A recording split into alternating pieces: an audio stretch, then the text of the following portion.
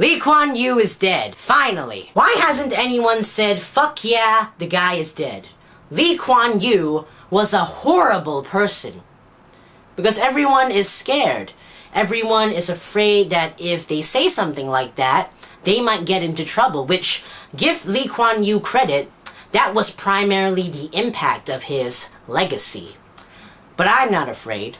So if Lee Hsien Loong wishes to sue me, I will oblige to dance with him. Come at me, motherfucker. Lee Kuan Yew, contrary to popular belief, was a horrible person and an awful leader to our country. He was a dictator, but managed to fool most of the world to think he was democratic, and he did so by still granting us the opportunity to vote to make it seem like we have freedom of choice. However, during your rule, you controlled the entire media and education, proliferating nationalistic propaganda on a daily basis. Like right now, since Lee Kuan Yew is dead, all day you see 24-hour news coverage of necrophiliacs sucking Lee Kuan Yew's dick. And you place an excessive surplus of your books in popular bookstores. In most of his books, look at how he self-indulgently plasters reams of pages with these montage of pictures of his experiences. Like, ooh, look how much better I am compared to you. And of course, he is absolutely notorious for suing people who criticized him, forcing them into jail and leading them into bankruptcy. And apparently, his thirst for suing is hereditary too. So he created an environment where his blatant flaws as a leader were hidden because most people were afraid of criticizing him in fear of being found guilty by the judicial system that he controls. So everything that people hear is about how great Lee Kuan Yew is. Of course he is able to deceive people into voting for him.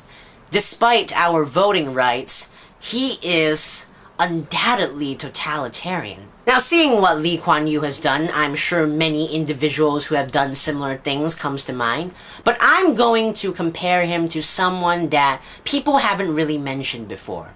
Jesus. And the aptness of that analogy is heightened, seeing how Christians seems to be a really big fan of him. They are both power-hungry and malicious, but deceive others into thinking that they are compassionate and kind. Their impact and legacy will ultimately not last as more and more people find out that they're full of bull. And Lee Kuan Yew's followers are completely delusional and ignorant, and have absolutely no sound logic or knowledge about him that is grounded in reality, which Lee Kuan Yew very easily manipulates, similar to the Christian knowledge of the Bible and the work of a multitude of priests. On the surface, he seemed quite successful.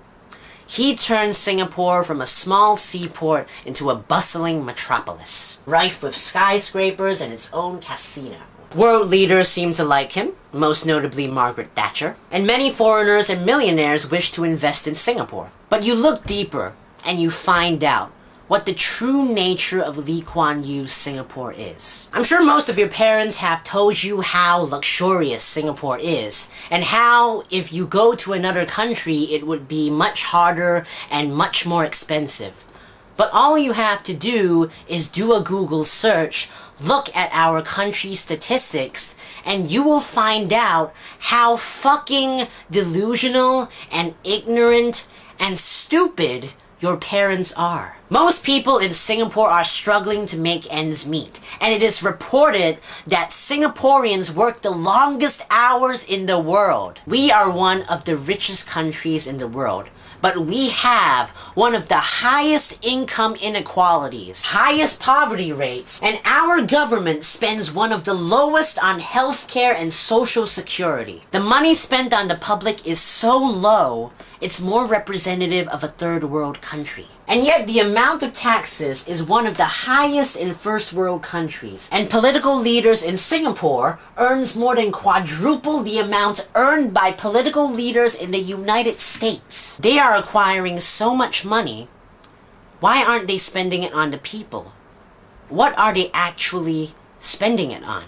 One time an SDP member told me that once they got into power, they are going to take the key and open every cupboard and search out all the information on the government spending to find out what those motherfuckers have been doing with all that money. And whenever somebody wonders online if the government is pocketing the money for themselves, they get sued. Quite suspicious, isn't it? And how Lee Kuan Yew deemed what he considered as success was solely predicated upon measurable, concrete results. A rich country, the love of major powers, a positive public image. And his emphasis on results was transcendent onto how Singaporeans led their lives. Somebody who has the better house, the better results in an exam, the better degree, is deemed more successful than the other person. And because of this emphasis on pure materialism, it sacrificed our happiness. Because if someone is more concerned about money and status over what they're actually doing and their life, no fucking shit you would lead a depressing life. I think the biggest flaw of Lee Kuan Yew as a leader to our nation is that he honestly thought that money and status equated to happiness. And his failure to understand how false that was really showed, leading us to be one of the richest countries in the world and one of the most depressed. Ultimately, how do you quantify a great leader?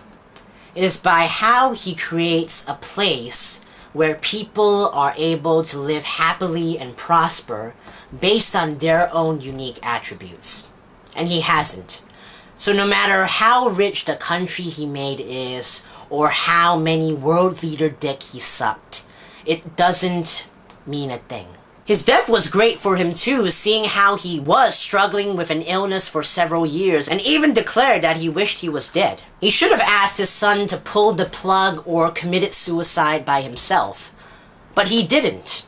You know why? Because if he did, his band of sycophants who for decades have been voraciously sucking his oblong dick might despise him. And his oh-so-great reputation that he so desperately tried to uphold might shatter, because it would be deemed quite controversial for a leader to end his life with suicide. And it is rather tragic, isn't it, that he had to suffer the last few years with the atmosphere of materialism and the meat-headed need for a positive image that he himself created. Karma really isn't that much of a bitch. So there you go, Lee Kuan Yew. An overrated, overglorified person, a dictator, and exceptionally Machiavellian in nature. Good riddance, Lee Kuan Yew. I neither hope and neither will you rest in peace. But now with his death and the upcoming elections next year, there is a high chance that us, citizens of Singapore, things can finally change for the better. Let's all hope for change. For good change. For every possible kind.